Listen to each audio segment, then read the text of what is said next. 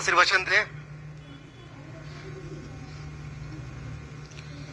आज इस मां वैष्णो सेवा समिति के परिसर में आके सबसे पहले मां वैष्णो देवी के चरणों में अपना नमन करते हुए सर्वप्रथम मैं बहुत विनम्रता से इस कार्यक्रम का संयोजन करने के लिए, हम सभी को बुलाने के लिए और हम सभी को इतना स्नेह दिलवाने के लिए इस कार्यक्रम का संचालन कर रहे मुकेश भैया को बहुत बहुत प्रणाम।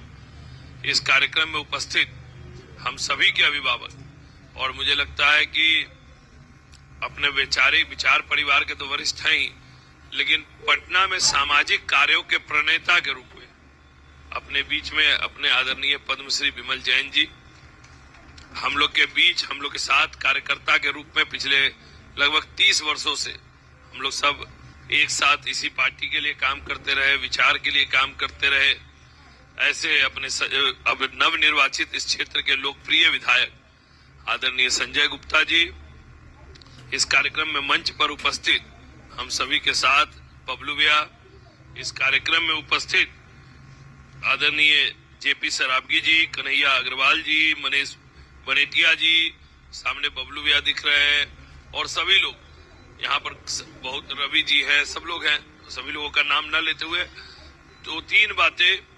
एक तो सबसे पहले आज मुकेश भैया ने हमें बुलाया है, आप सब लोगों ने बुलाया है, इतने संस्था के सभी लोगों ने जो प्रेम स्नेह दिया है पटना के सभी सामाजिक संस्थाओं को, तो सबसे पहले आप सबका आभार, आप सबका अभिनंदन कि कहीं न कहीं मां वैष्णो के आशीर्वाद से और आप सभी के संस्था के जो पुनीत काम आप लोग पटना में कर रहे हैं, उसी की प्रेरणा से हम जैसे सामान्य परिवार के कार्यकर्ता विधायक बनने का सौभाग्य प्राप्त हुआ है।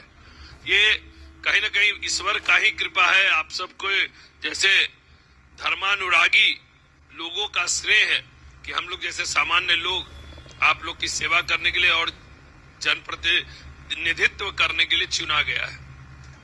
अपने आप में एक बड़ी जिम्मेवारी है।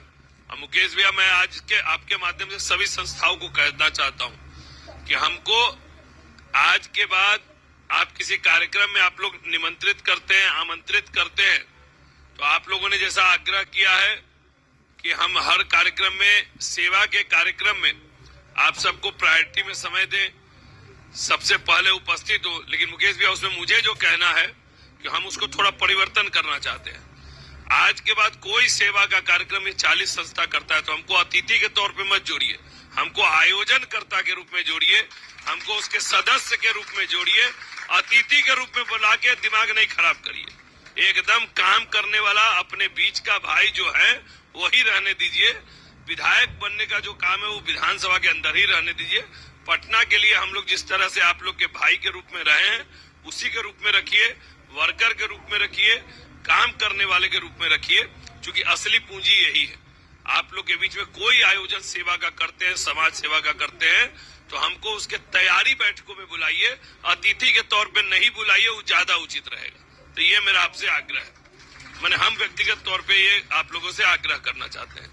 दूसरा, जो आप लोग काम करते हैं, मुझे लगता है कि मैं अभी थोड़ा शेष कर लूं, लेकिन मैं आज के बाद मुझे लगता है जितना पुनीत काम करते हैं और भगवान ने उस सक्षम दिया है, तो जिसको कहते हैं कि अगर कोई नेक काम करते हैं तो उसमें आपका भी कुछ न कुछ योगदान होगा। तो मैं 1-2 दिन में बता दूंगा। इस संस्था में जब तक मैं सदन का सदस्य रहूंगा, कुछ न कुछ मेरा एक पर्सनल कंट्रीब्यूशन आज के बाद लगातार मेरे वेतन से रहेगा। कितना रहेगा हमको खुद अभी तक वेतन मिला नहीं, इसलिए पता नहीं है। हम मंटू को बुलाए भी थे इसलिए बात भी नहीं कर पाए हैं। तो पहले उसका एक अंदाजा लेके और उसका एक हिस्सा, जिसको तरह कहते हैं कि धर्म में आपका एक अंश जाना चाहिए, तो निश्चित तौर पे ये धर्मार्थ है। समाज सेवा से बड़ा धर्मार्थ कुछ नहीं है।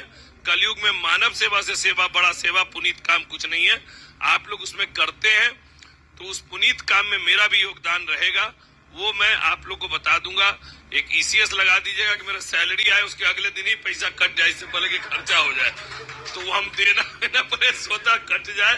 तो दूसरा मेरा आग्रह आप लोग से ये है। तीसरा, मैं कोशिश करूंगा कि संजय भाई भी हैं, दोनों भाई हम लोग मिलके जो अपना पर्सनल कंट्रीब्यूशन, पता है कि हम लोग की एक क्षमता और एक लिमिटेशन है, हम लोग कंट्रीब्यूट करते हैं। जितना बड़ा काम आप लोग कर रहे हैं और केंद्र में भी सरकार अपनी है, बिहार में भी सरकार अपनी है, और CSR फंड का एक बड़ा प्रकल्प है पूरे देश में। तो कुछ जगह हमारे भी अधिकारी मित्र हैं, कुछ पदाधिकारी मित्र हैं, भारत सरकार अपनी है, तो CSR फंड के माध्यम से भी हम लोग क्या कर सकते हैं, एक बार आप लोग के साथ बैठ के चर्चा करेंगे। उसमें क्या क्या चीजें ला सकते हैं उसको प्रायोरिटाइज करेंगे। और कुछ बड़े बड़े जो PSUs हैं, संजय भाई तो एक बड़े PSU के डायरेक्टर थे, लेकिन विधायक बनने से पहले ही बेचारे पहली बैठक से पहले इनको इस्तीफा देना पड़ गया। लेकिन उस तरह के जैसे BCCL के डायरेक्टर थे, इस तरह के कई बड़े बड़े PSU है। उसका CSR फंड आप सबको पता है समाज सेवा में उपयोग होता है, तो CSR फंड को लाकर सरकार से योजना बनाकर करेंगे। एक बड़ा विषय भाई ने बताया है दिव्यांगों का। मैं भारत सरकार का वकील था इससे पहले, और आप लोगों को पता होगा ट्रांसजेंडर के लिए बिहार में एक पॉलिसी आई थी, उस केस को भी देखने का मुझे सौभाग्य मिला था, और हमने डिपार्टमेंट ऑफ सोशल वेलफेयर से बात करके और उस केस को यहाँ इम्प्लीमेंट कर दिया, और देश में एक उदाहरण बना कि बिहार में ट्रांसजेंडर्स के लिए भी यहाँ पर एक रिजर्वेशन पॉलिसी लागू हुई, और उनके उत्थान के लिए भी बिहार ने एक पहला देश अग्रणी पायलट प्रोजेक्ट के रूप में काम किया है। तो उस डिपार्टमेंट से भी मेरा अपना संपर्क और संबंध है। भारत सरकार के वकील में काम करने के नाते गवर्नमेंट से कैसे काम करना और उसकी पॉलिसी का निर्माण करने का क्या तरीका हो सकता है, उसका थोड़ा जानकारी है। तो निश्चित तौर पे आपका बात सही, और मुझे लगता है भैया ने बताया आपको, विमल भैया ने, कि एक व्यवस्था बनी है, लेकिन एक सिंगल विंडो सिस्टम हो जहां पर एक ही जगह, चूंकि मेरे एक मित्र हैं लेफ्टिनेंट कर्नल मनोज झा, मैं उनसे भी मुकेश भैया कहूंगा उनको जोड़िएगा, पहले वो जस्ट वॉलंटियर रिटायरमेंट हुआ है उनका, तो वो कारगिल में IED ब्लास्ट में घायल हो गए। तो ये 70% डिसेबल, बहुत मेरे क्लोज मित्र हैं और समाज सेवा करते हैं। तो उनके सर्टिफिकेशन के लिए इतना उनको दिक्कत हुआ कि उनको समस्तीपुर जाना पड़ा, तो कभी वहां सर्टिफिकेट के लिए जाना पड़े, तो कभी कहाँ जाना पड़े। हम लोग भी फॉलो अप करते हैं। तो एक दिव्यांग व्यक्ति को ट्रेवल करने में क्या कठिनाई होती है वो हम सब भली भांति समझ सकते हैं। तो उसका सिंगल पॉइंट सिस्टम बने, अधिक से अधिक जगह पर बने, और उसका कम से कम प्रोसेसिंग, हाँ एक वेरिफिकेशन अनिवार्य है, क्योंकि हम सबको पता है कि उसका कोई दुरुपयोग ना कर ले उस सर्टिफिकेशन का। तो एक प्रॉपर वेरिफिकेशन हो, उसके अलावा उनको कहीं ट्रेवल ना करना पड़े। इस संबंध में निश्चित अगली विधानसभा में हम संजय भाई दोनों उस संबंध में सवाल उठा के बिहार सरकार उसके लिए एक पॉलिसी लेके आए, इस पर भी हम लोग काम करेंगे। और मेरा मानना है कि ये लगातार इस संपर्क को और संबंध को बनाए रखिए। और आप सभी संस्था के लोगों से है, हमारा नंबर है, मोबाइल नंबर आप लोग नोट भी कर लेंगे, आजकल तो सोशल मीडिया पे बड़ा इजीली अवेलेबल है, तो मेरा नंबर भी आप इसकी बैठक के बाद ले लेंगे। और नंबर लेने के बाद कभी भी 24 घंटा हम लोग को फोन करिए। हम लोग ऐसे भी पार्टी के लिए उतना काम करते थे, पार्टी इतनी सुविधा दे दी है, संसाधन दे दिया है, प्रॉपर ऑफिस दे दिया है, तो निश्चित तौर पे आप इस काम में हम लोग को जोड़े रखिए।